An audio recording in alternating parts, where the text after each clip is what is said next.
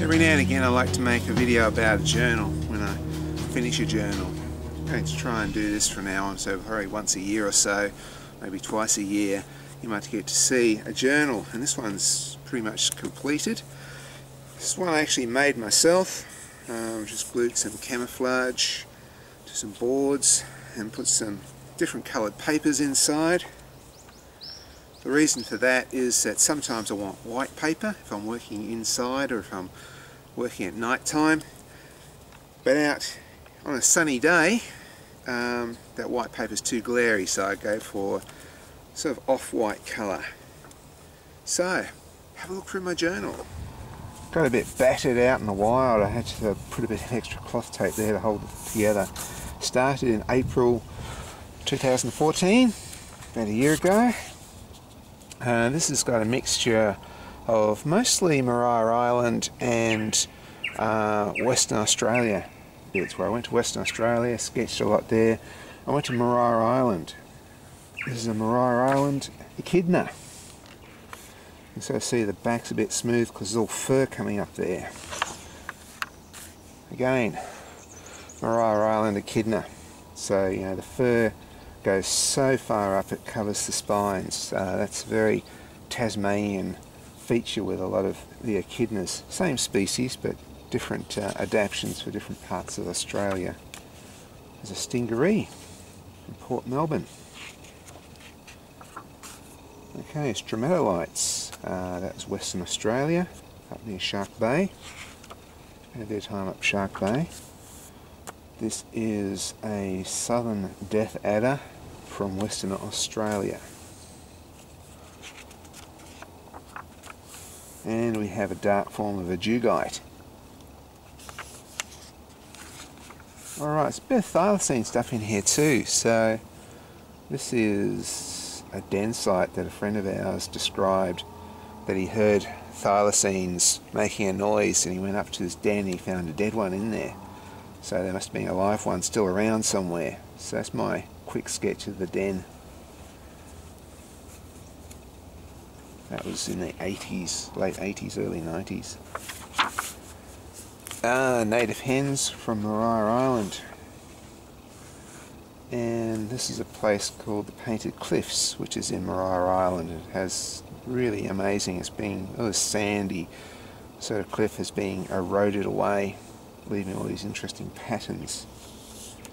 And a gecko from Western Australia, so it's a real mixture of different things here.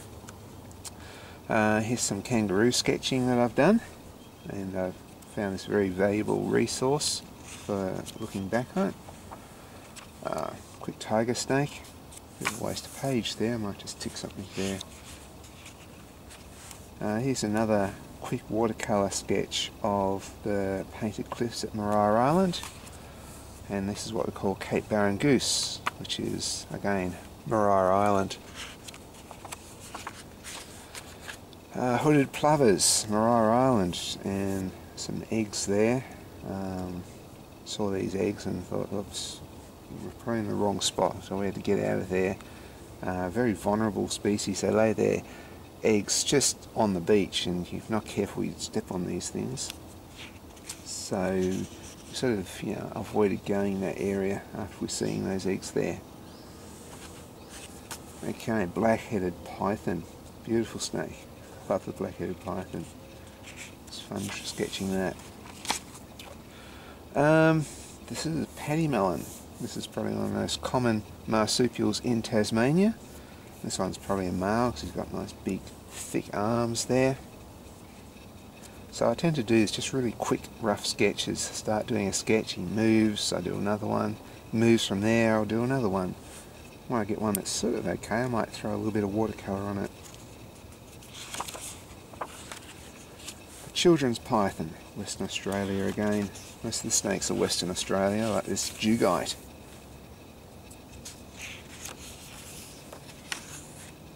And Western brown, who's in a strike position. I didn't really get a good chance to sketch this guy, it's just too fast and wouldn't keep still. Now we have some dragons I sketched in the desert, and also Western Australia, and emus from Shark Bay. So, you know, again, wouldn't keep still, kept moving around, and started getting a bit better at it. But this one here was actually a roadkill, which I made look alive. Well, a bit of a mixture, actually, a live one, and I just found roadkill and just, you know, observed some of the features, finer features that I missed while I'm moving around. The playful dolphins at Monkey Mire.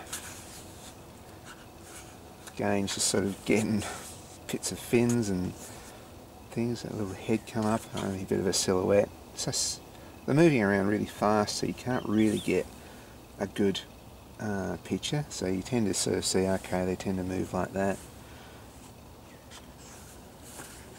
Tassie devil. Okay, and these guys weren't keeping very still either. Right, the king brown snake. This is another nice thing about having this dark paper. Not only does it not create too much glare, if you've got a little bit of a white pencil, you can add a few white highlights, so it brings it to life a bit more.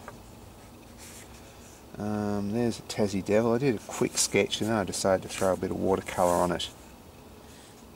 So I didn't do watercolour on the actual animal while it's in front of me. I did that later, but it's from a quick sketch.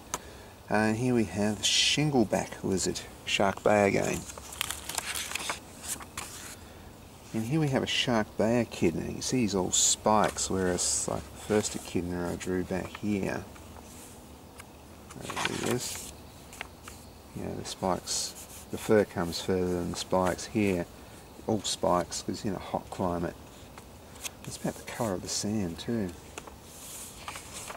Right, now we're getting into, that was a quick rough wombat sketch, which is not really good. A bit of reference material here. This guy, the weedy sea dragon, we have a dry specimen, but also went to Melbourne Aquarium and did a bit of sketching there.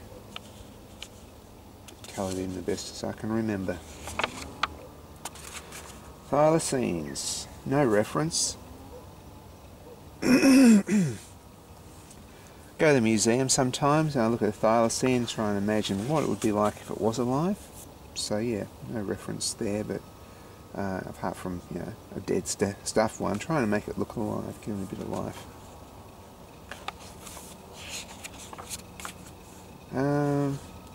Here's a thylacine according to a witness report. This guy had witnessed a thylacine in the 80s, and this is how he described it. Oh, just a bit of watercolour practice there. I was at Lake Gordon and there was just all these dead trees there and it looked interesting, and my pencil broke and I just couldn't get a pencil, so I just pulled out the watercolours and just did a watercolour sketch, which came through the page. Now, these are frogs, I think these are called moaning frogs. Western Australia at night time. Jan and I were driving back from Shark Bay to Perth and it was raining a little bit and these guys were all over the road. I had to try and be very careful not to flatten any. A couple more.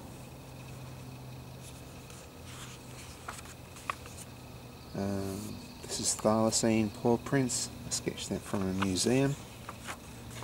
Again, more museum sketches of thylacine.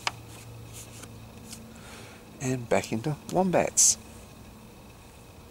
So, quick wombat sketches there from Marar Island. Best I could. And, because when you've got a bit of time, you can do something a bit more fun. Or a bit better. And that was, again, Marar Island. I was collecting a lot of reference material from Marar Island because I was planning to do some paintings.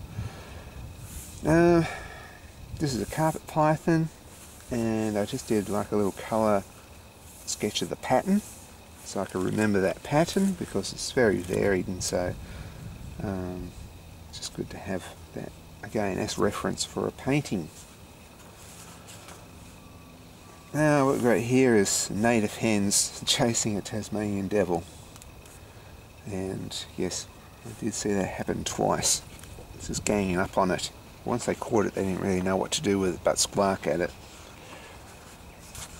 Another watercolour sketch of a landscape at Maria Island, which I was going for resources, which I did this for painting purposes, so I have reference to put in the background some of the paintings I do. Wombat, again used that in a painting. It's really handy to have those wombat sketches there. A bit of seaweed, again good reference material. All this is reference material for doing paintings. Cape Barren geese, more native hens. This is called native pig face, it just grows on Maria Island. And that was my camouflage journal for 2014.